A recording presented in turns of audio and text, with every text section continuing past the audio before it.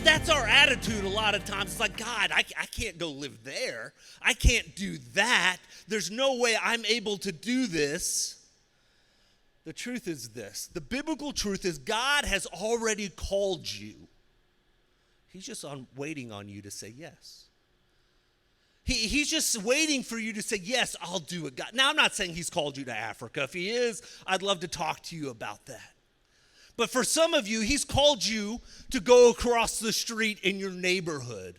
He's just waiting for you to say yes. He's called you to serve in your church community.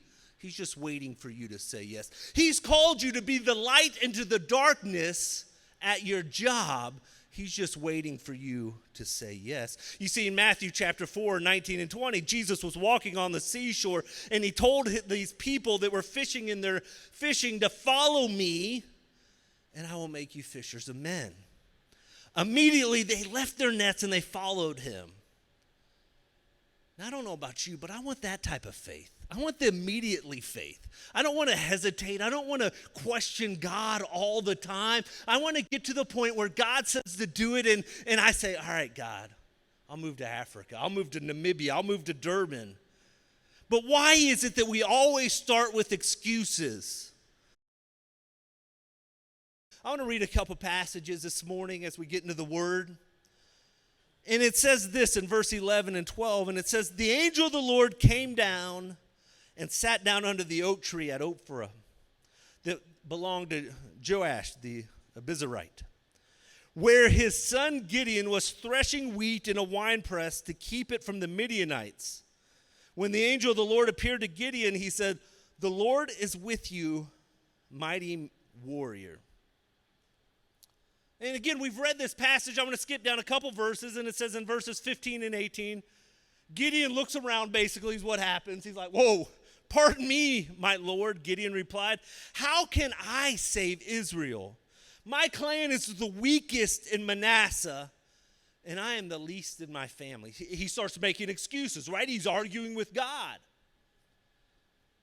The Lord answered, I will be with you, and I will strike down the Midianites, leaving none alive. Gideon replied, if now I have found favor in your eyes, give me a sign that it is really you talking to me. An angel of God wasn't enough for Gideon. I don't know what it's going to take for you to say yes to God. Some of us, man, if God would just show up and send an angel and tell me what to do, that happens in the Bible, and most of the time they still argue with God. Moses is at a burning bush in Exodus, a bush is burning and not being consumed.